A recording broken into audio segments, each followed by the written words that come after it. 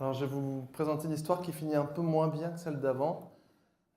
Brièvement le cas, c'est une dame de 83 ans qui avait été hospitalisée en août 2016 pour un OAP sur une IM de haut grade par une rupture de cordage et qui avait été opérée dans la foulée avec une plastie mitrale. Elle devait au départ avoir une bioprothèse. Je l'ai éteint là en fait. Je pense que c'est les deux micros là, parce que celui-là je l'ai éteint. Voilà.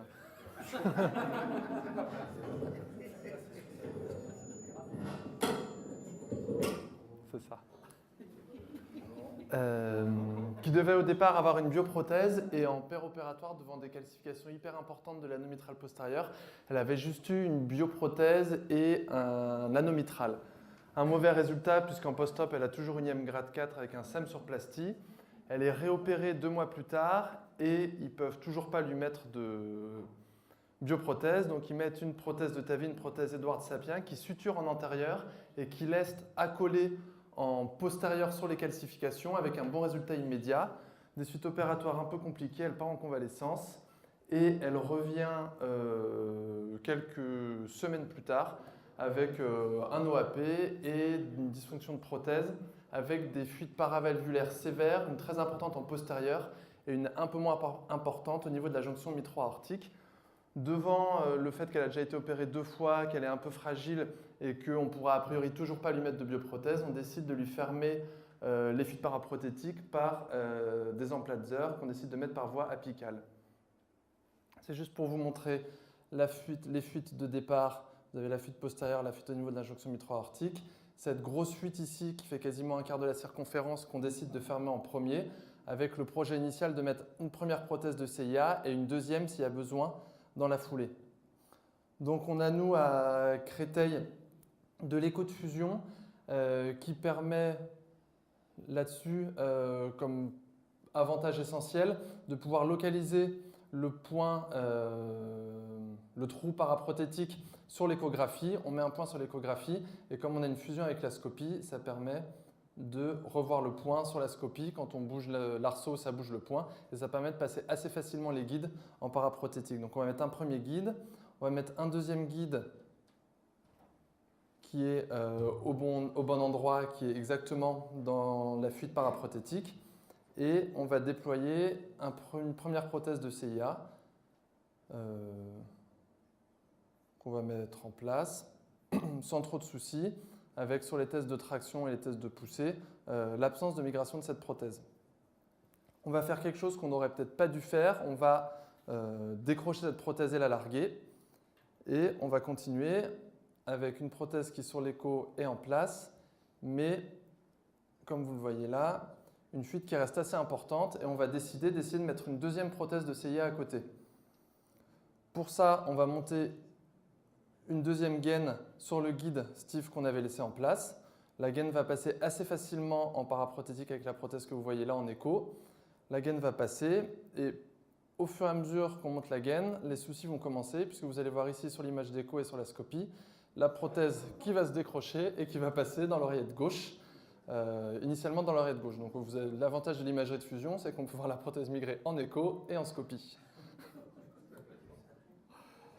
Dans la suite, cette prothèse va pas rester dans l'oreillette gauche, elle va passer à travers la prothèse dans le ventricule gauche et elle va venir se caler dans l'espèce de cul-de-sac formé par l'Edwards et le ventricule gauche.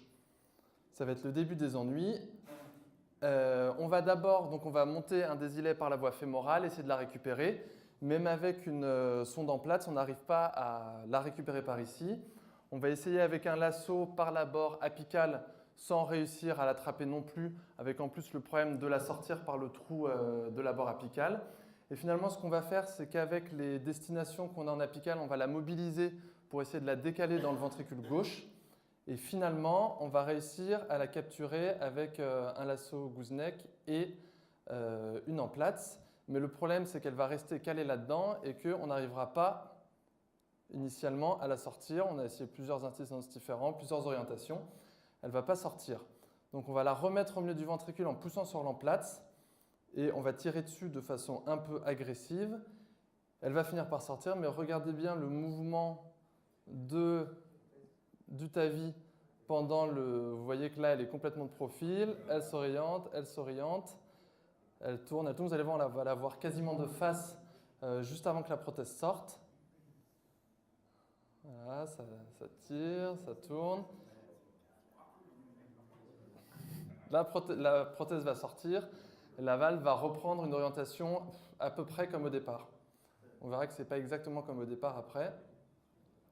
Arrivé en fémorale, on ne va pas réussir à la sortir sur le désilet 8 French. Donc on va changer pour un désilet armé, un cook de 12 French qui va nous permettre de retirer la prothèse de CIA. Comme on est des gens obstinés, on va décider de retenter une deuxième fois de lui fermer sa fuite. On va repasser un guide, on va remonter une prothèse plus grosse, cette fois de 16, qu'on va mettre en place. Et vous allez voir une des conséquences du retrait de la première prothèse, c'est que cette prothèse qui était initialement dans le cadran supérieur gauche est maintenant capable de migrer quasiment tout autour de cette valve et qu'il y a un peu de bascule, pas mal de bascule de la valve comme vous le voyez là. On ne va pas larguer cette prothèse-là. Et on va bien faire, puisqu'on a une fuite paraprothétique qui reste énorme, qui est plus importante qu'avant qu'on commence. La fuite au niveau de la jonction mitro-aortique est également plus importante qu'au départ. Et la valve et la prothèse qui bougent franchement. Donc on va décider d'arrêter les frais et de recapturer la prothèse et de sortir. La dame va être transférée, étant donné que vu les fuites là, elle n'était probablement pas extubable, on va la transférer directement au bloc opératoire. Elle va avoir un remplacement valvulaire mitral qui en péropératoire va pas trop mal se passer, mais elle va faire une défaillance biventriculaire rapide en sortie de bloc et elle va décéder de cette défaillance biventriculaire. Voilà.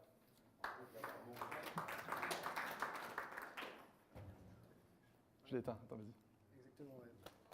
Merci beaucoup Romain de nous avoir présenté ce cas avec beaucoup de courage et qui finalement est assez intéressant. Qu'est-ce que, a posteriori, qu'est-ce que vous auriez fait de différent? A posteriori, Benoît Jardin qui était là est peut-être pas d'accord. Moi, je suis pas sûr qu'on aurait dû larguer la première prothèse avant de mettre la deuxième. Et peut-être, comme on disait précédemment, larguer les deux en même temps.